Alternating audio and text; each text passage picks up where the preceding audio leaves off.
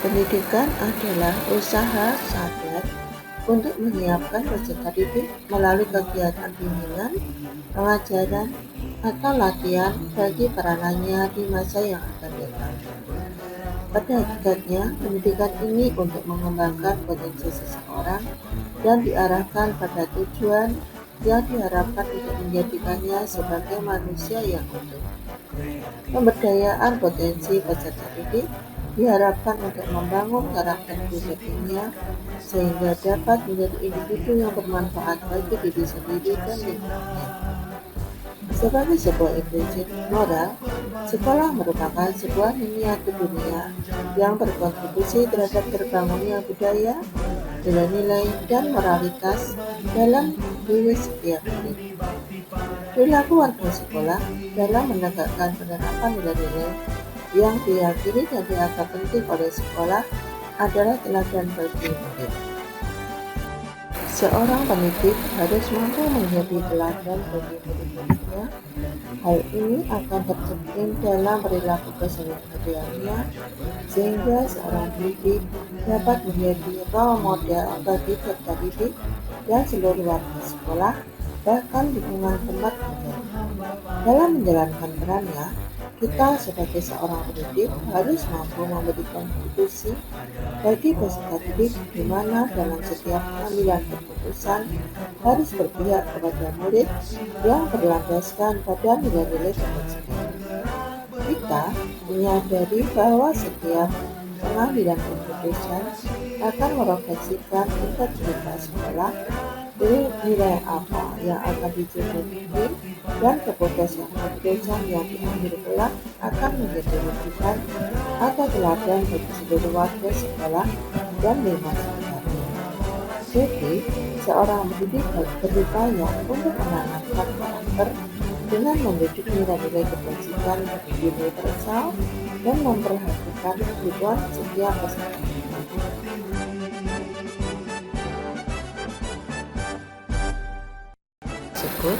Maka pendidikan merupakan suatu proses menuntun siswa dengan menguatkan karakter dan norma-norma sehingga akan menjadi generasi yang memiliki nilai moral, kebajikan, dan kebenaran untuk menjalankan kehidupannya.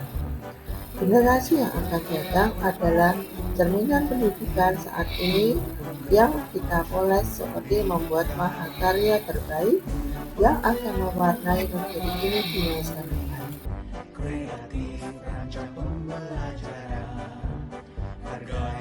Bagaimana filosofi Ki Hajar Dewantara dengan Pratap Triloka memiliki kaitan dengan penerapan pengambilan keputusan bagi seorang pemimpin? Filosofi Ki Hajar Dewantara dengan Pratap Triloka memiliki pengaruh bagaimana seorang pendidik mengambil keputusan sebagai pemimpin pembelajaran. Semboyan yang disebutkan Ki Hajar Dewantara yang sampai saat ini masih menjadi landasan berpijak bagi pendidik adalah Dengarso Sung Tulodo, yang berarti seorang pemimpin harus memberi teladan. Madya Mahakarso, yang berarti seorang pemimpin juga harus mampu memberikan dorongan, semangat, dan motivasi dari tengah. Lalu Dotwali Handayani, yang berarti seorang pemimpin harus mampu memberi dorongan dari belakang, yang artinya adalah seorang pemimpin atau guru harus mampu memberikan teladan, semangat, dan motivasi dari tengah dan dorongan dari belakang untuk memajukan peserta didik. Semboyan ini memiliki makna mendalam yang dapat kita jadikan landasan dalam setiap pengambilan keputusan, yaitu keputusan yang selalu berpihak pada peserta didik, agar menjadikan mereka sebagai generasi yang cerdas dan berkarakter sebagaimana tercermin dalam profil pelajar Pancasila. Hal ini dapat kita lakukan dalam pembelajaran di sekolah yang tidak hanya menitik beratkan pada konten kurikulum, Namun, penanaman nilai-nilai kebajikan dapat kita sampaikan secara terus-menerus dengan eksplisit pada pembelajaran dan keteladanan di setiap pengambilan keputusan sebagai proses pengambilan keputusan yang bertanggung jawab. Mana nilai-nilai yang tertanam dalam diri kita berpengaruh kepada prinsip-prinsip yang kita ambil dalam pengambilan suatu keputusan. Alangkah baiknya bila seorang guru memiliki nilai-nilai positif yang sudah tertanam dalam dirinya. Nilai-nilai positif yang mampu mempengaruhi dirinya dalam menciptakan pembelajaran yang berpihak pada murid. Nilai-nilai yang akan mendorong dan membimbing pendidik dalam mengambil keputusan yang tepat. Nilai-nilai positif tersebut seperti mandiri, reflektif, kolaboratif, inovatif, serta berpihak pada murid. Nilai-nilai tersebut merupakan prinsip yang dipegang teguh ketika kita dalam posisi yang menuntut kita untuk mengambil keputusan dari dua pilihan yang secara logika dan rasa keduanya benar, yaitu di situasi dilema etika atau benar lawan benar, atau berada dalam dua pilihan antara benar melawan salah atau rujukan moral yang menurut kita berpikir secara seksama untuk mengambil keputusan yang benar. Keputusan tepat yang diambil tersebut merupakan dua dari yang dipegang teguh dan dijalankan dengan kita. Nilai tersebut akan mengarahkan kita mengambil keputusan dengan risiko yang berbeda. Keputusan yang mampu memunculkan kepentingan dan keberpihakan kepada peserta. Nilai-nilai positif antara lain mandiri, reflektif, kolaboratif, inovatif, serta berpihak pada peserta didik adalah manifestasi dari pengelolaan kompetensi sosial emosional, kesadaran diri, pengelolaan diri, kesadaran sosial, dan keterampilan berinteraksi sosial dalam mengambil keputusan secara berkesadaran itu untuk meminimalisir kesalahan dan konsekuensi yang terjadi. Bagaimana materi pengambilan keputusan berkaitan dengan kegiatan coaching atau bimbingan yang diberikan pembanding atau fasilitator dalam perjalanan proses pembelajaran kita, terutama dalam pengujian pengambilan keputusan yang telah kita ambil. Apakah pengambilan keputusan tersebut telah terefektif? Masihkah ada pertanyaan-pertanyaan dalam diri kita terkait pengambilan keputusan tersebut? Hal-hal ini tentunya bisa dibantu oleh sesi coaching yang telah dibahas pada tahap sebelumnya. Coaching adalah keterampilan yang sangat penting dalam menghadapi suatu masalah yang sebenarnya terjadi dalam diri kita maupun orang lain. Dengan langkah coaching kita dapat mengidentifikasi masalah yang sebenarnya terjadi dan membuat pemecahan masalah secara sistematis. Konsep coaching Tirta sangat ideal apabila dikombinasikan dengan sekian langkah konsep pengambilan keputusan dan pengujian keputusan sebagai evaluasi terhadap keputusan yang kita ambil. Bimbingan yang telah dilakukan oleh pendamping taktik dan fasilitator telah membantu saya berlatih mengevaluasi keputusan yang telah saya ambil. Mengambil keputusan tersebut sudah berpihak kepada peserta didik, sudah berjalan dengan nilai-nilai kebajikan universal, dan keputusan yang saya ambil tersebut akan dapat saya bertanggungjawabkan. Tirta merupakan model coaching yang dikembangkan dengan semangat merdeka belajar. Model Tirta menuntut guru untuk memiliki keterampilan coaching. Hal ini penting mengingat tujuan coaching untuk memperbaiki potensi murid agar lebih merdeka. Tirta adalah satu model coaching yang dikenalkan dalam program pendidikan guru tunggal. Tirta merupakan akronim dari T. Tujuan, I. Identifikasi, R. Rencana aksi, TA. Tanggung jawab. Bagaimana kemampuan guru dalam mengelola dan menyadari aspek sosial emosionalnya akan berpengaruh terhadap pengambilan suatu keputusan, khususnya masalah dilema etika.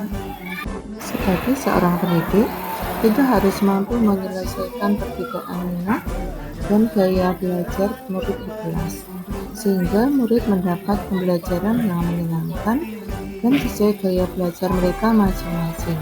Untuk itu, diperlukan pengambilan keputusan yang tepat agar semua kepentingan murid terakomodir dengan baik. Kompetensi sosial dan emosional diperlukan agar dapat fokus, memberikan pembelajaran, dan dapat mengambil keputusan dengan tepat dan bijak, sehingga dapat mewujudkan merdeka belajar di kelas maupun sekolah. Bagaimana pembahasan studi kasus yang fokus pada masalah moral atau etika kembali kepada nilai-nilai yang dianut seorang pendidik? Keberpihakan dan mengutamakan kepentingan murid dapat tercipta dari tangan pendidik yang mampu membuat solusi tercepat dari setiap permasalahan yang terjadi. Pendidik yang mampu melihat permasalahan dari berbagai kacamata, pendidik yang dengan tepat membedakan permasalahan yang dihadapi termasuk dilema etika atau kejutan moral. Seorang pendidik ketika dihadapkan dengan kasus-kasus yang fokus pada masalah moral dan etika dan mempengaruhi nilai-nilai yang dianut akan mempengaruhi pilihan dalam mengambil keputusan. Jika nilai yang dianut positif, maka keputusan dan juga sebaliknya, jika nilai yang dianut sesuai dengan gaya moral dan lemah, maka keputusan yang diambilnya lebih cenderung benar secara pribadi dan tidak sesuai harapan. Kami tahu bahwa yang adalah efektif, mandiri, kolaboratif, dan budaya nilai tersebut akan mendorong guru untuk melakukan yang benar dan minimalis kesalahan mengambil keputusan yang tepat dalam bagaimana pengambilan keputusan yang tepat tentunya berdampak pada terciptanya lingkungan yang positif, kondusif, aman, dan nyaman. Keberpihakan dan mengutamakan kepentingan berbagai itu dapat tercipta dari tangan pendidik yang mampu membuat solusi tepat dari setiap permasalahan yang terjadi. Pendidik yang mampu melihat pengambilan keputusan yang tepat terkait pada masalah moral dan etika hanya dapat dicapai jika dilakukan melalui semua langkah pengambilan dan pengujian keputusan. Dapat dipastikan bahwa jika pengambilan keputusan dilakukan secara akurat melalui proses analisis kasus yang cermat dan sesuai semua langkah tersebut, maka diyakini akan mengakomodir semua kepentingan pihak yang terlibat. Hal tersebut berdampak pada terciptanya lingkungan yang positif, kondusif, maka mereka mampu membedakan permasalahan yang dilema etika atau apakah tantangan-tantangan di lingkungan Anda untuk dapat menjalankan pengambilan keputusan pada kasus-kasus dilema etika ini? Apakah kaitannya dengan perubahan paradigma di lingkungan Anda? Tantangan yang muncul karena perubahan paradigma dan budaya sekolah yang sudah dilakukan selama bertahun-tahun, sistem yang kadang memaksa pendidik untuk memilih pilihan yang salah atau kurang tepat dan tidak berpihak kepada peserta didik. Tidak semua warga sekolah berkomitmen untuk menjalankan keputusan bersama. Keputusan yang diambil kadangkala tanpa sepenuhnya melibatkan pendidik, sehingga muncul banyak kendala dalam proses pengambilan keputusan. Apakah pengaruh pengambilan keputusan yang kita ambil ini dengan pengajaran yang memerdekakan murid-murid kita? Bagaimana kita memutuskan pembelajaran yang tepat untuk potensi murid kita yang berbeda-beda? Semua tergantung kepada keputusan yang diambil. Apabila keputusan sudah berpihak kepada peserta didik, misalnya tentang metode yang digunakan oleh pendidik, media, dan juga sistem penilaian yang dilakukan sudah sesuai dengan kebutuhan peserta didik, maka hal ini akan memerdekakan dalam belajar. Maka peserta didik dapat berkembang sesuai potensi dan kodratnya. Namun sebaliknya, bila keputusan tersebut tidak berpihak kepada murid, maka hal itu hanya omong kosong belaka dan peserta didik tidak dapat berkembang sesuai potensi kodratnya. Bagaimana seorang pemimpin pembelajaran dalam mengambil keputusan dapat mempengaruhi kehidupan atau masa depan untuk mereka? Semua tergantung dengan keputusan yang kita ambil.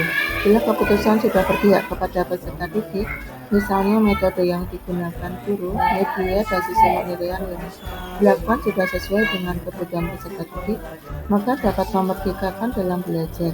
Akhirnya, mereka dapat berkembang sesuai potensi dan kodratnya. Namun sebaliknya, bila tidak berpihak kepada peserta didik, maka mereka tidak dapat berkembang sesuai dengan potensi dan kodratnya.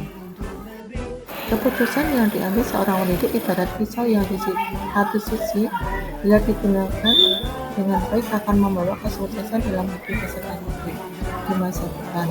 Sebaliknya, bila keputusan tersebut tidak diambil dengan bijaksana, maka bisa berdampak buruk bagi masa depan peserta didik. Keputusan yang berpihak kepada peserta didik haruslah melalui pertimbangan yang akurat.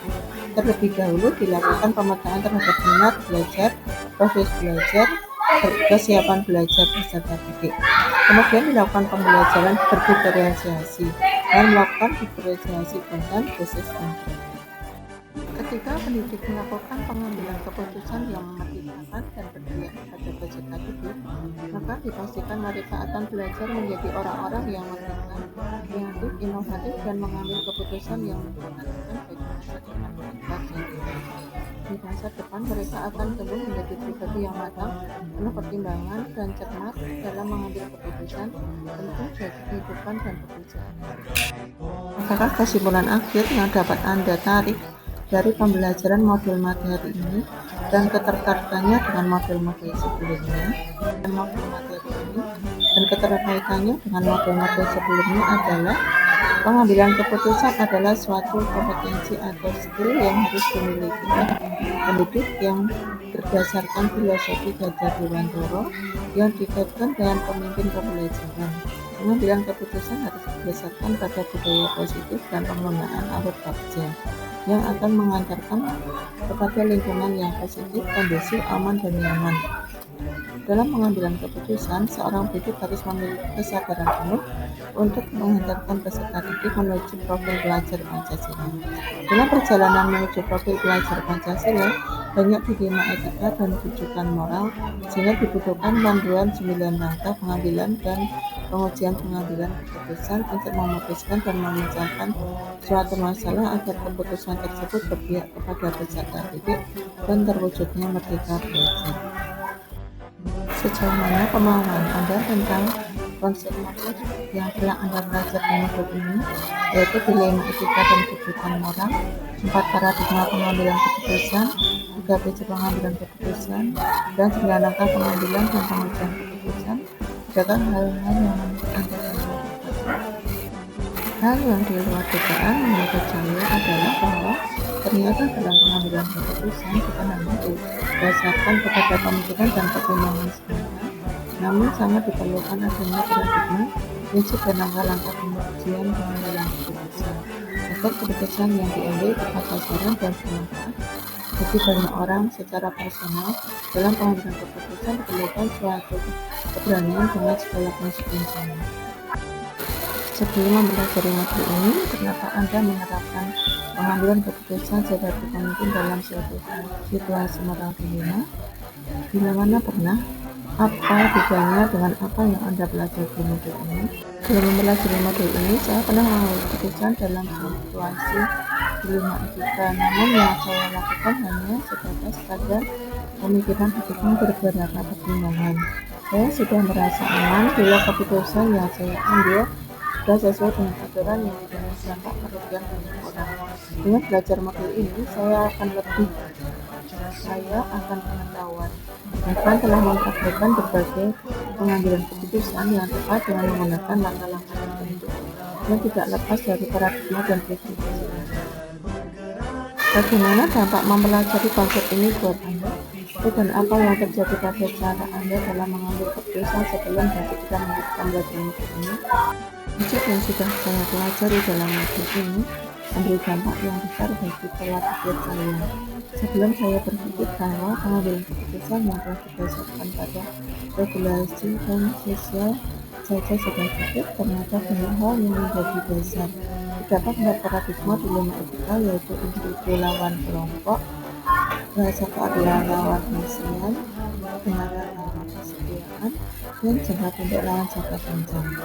Semua didasarkan pada prinsip dan fundamental.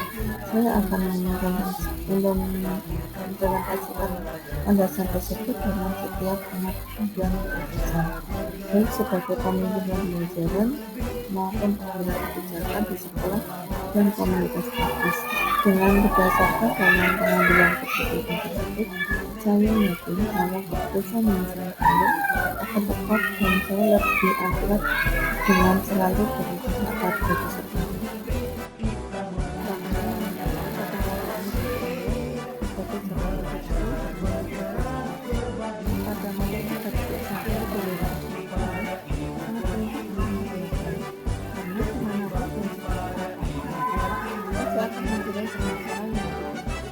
Untuk mengambil keputusan.